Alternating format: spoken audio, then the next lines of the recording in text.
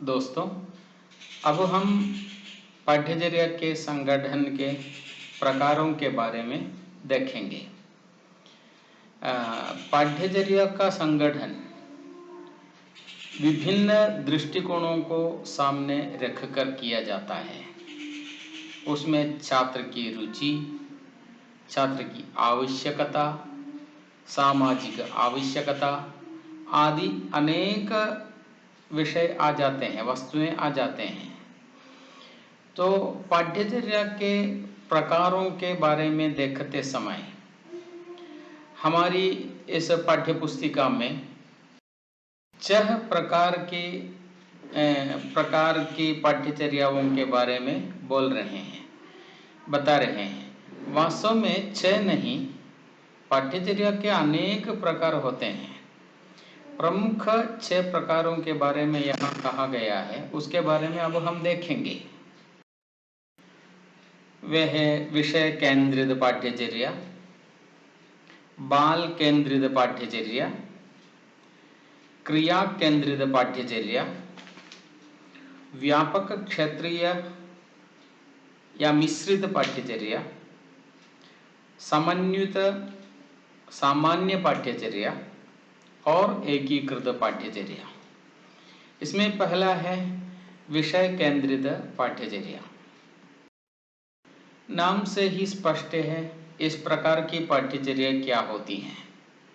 इस प्रकार की पाठ्यचर्या विषय पर केंद्रित है।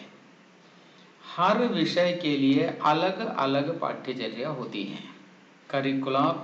करिकुलम अलग अलग होता है, उद्देश्य भी अलग अलग होते हैं। तो इस पाठ्यचर्या में एक विषय का दूसरे विषय से कोई संपर्क या ताल्लुक नहीं है। हिंदी का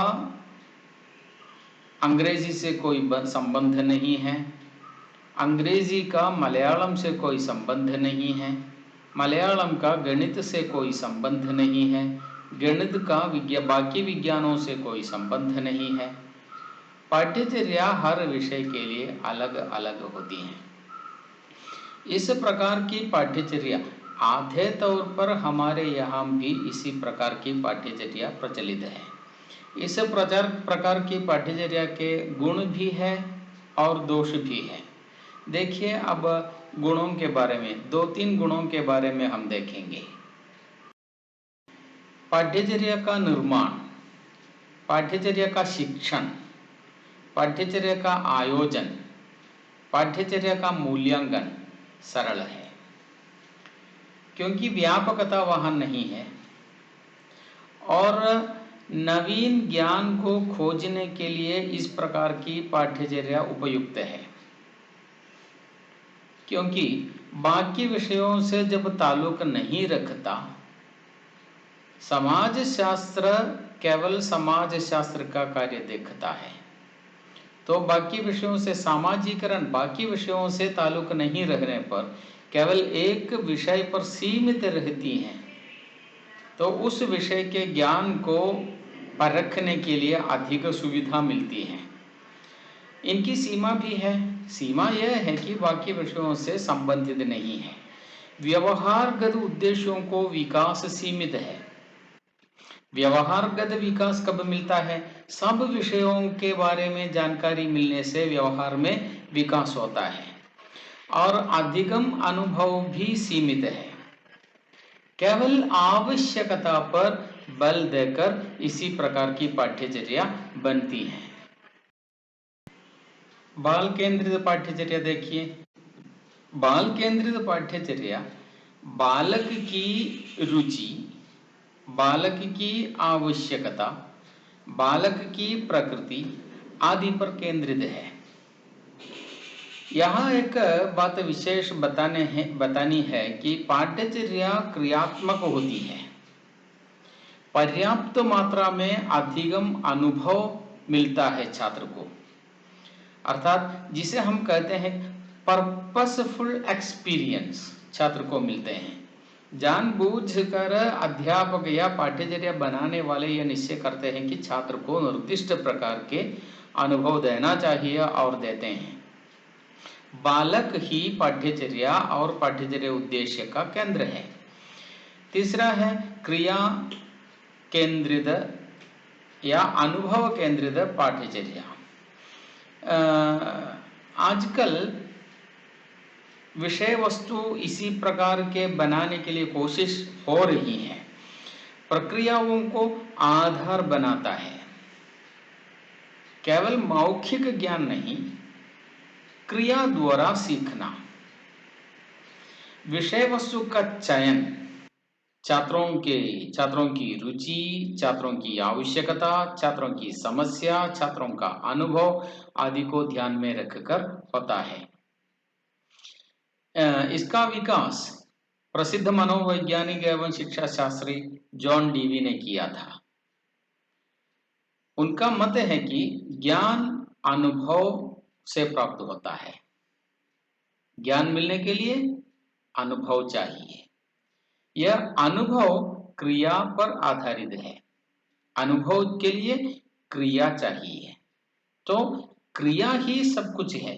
क्रिया से अनुभव मिलता है, अनुभव से ज्ञान मिलता है। ज्ञान प्राप्त करना पाठ्यचर्या का उद्देश्य है। पाठ्यचर्या के लिए छात्र को तैयार करना चाहिए पहले, यही यहाँ की दुविधा है।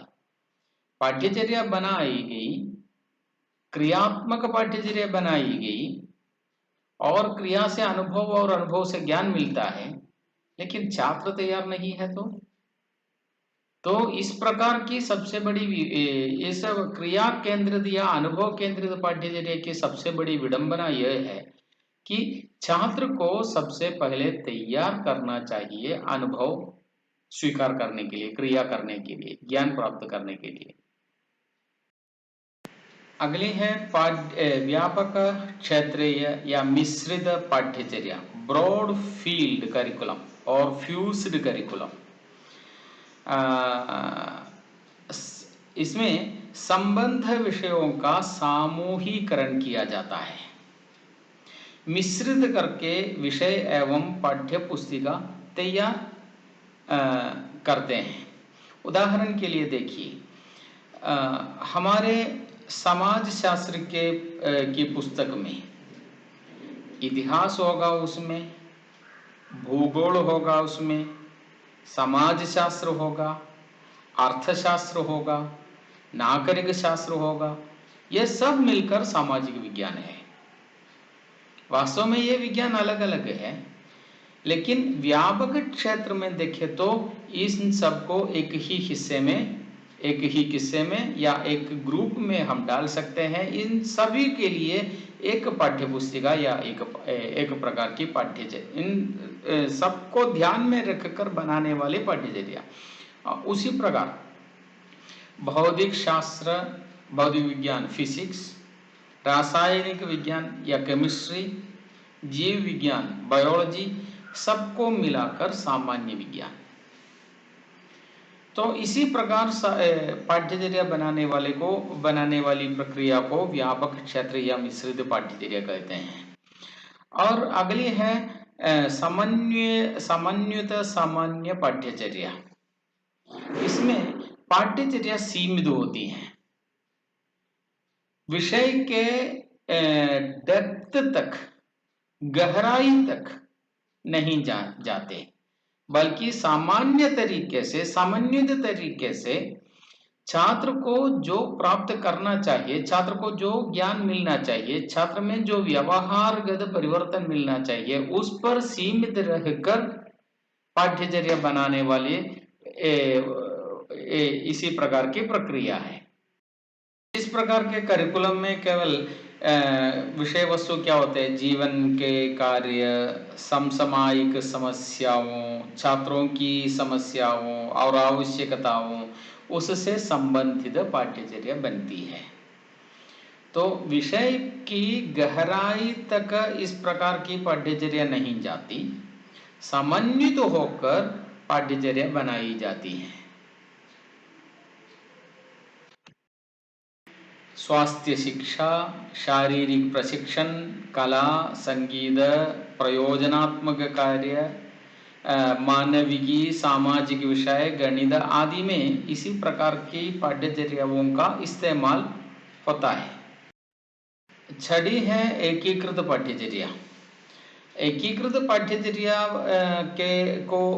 पाठ्यचर्या को मानने वालों का मत है कि कोई भी विषय पूर्ण रूप से स्वतंत्र नहीं है। हर विषय का दूसरे विषय से संबंध है। छोटी छोटी कक्षाओं में इसी प्रकार की पाठ्यचर्या उपयुक्त होती है। एक दूसरे से संबंधित है सारा विषय। हर विषय या हर पाठ्यचर्या करिकुलम रुचि पर केंद्रित होकर बनाना चाहिए। उद्देश्य को छात्रों तक पहुंचाने के लिए जो पाठ्यचर्या बनाई जाती हैं छात्र की रुचि पर केंद्रीकृत हो। जैसे हम जानते हैं कि छोटी छोटी कक्षाओं में एक दो तीन तीसरी कक्षा तक केवल एक ही विषय है परिसर पठनम, तो उसमें सब कुछ है। उसी प्रकार पाठ्य पुस्तक बनाने वाले, विषय वस्तु बनाने वाले, पाठ्यचर्या बनाने वाले सिद्धांत को हम कहते हैं एकीकृत पाठ्यचर्या। अब अगली कक्षा में हम देखेंगे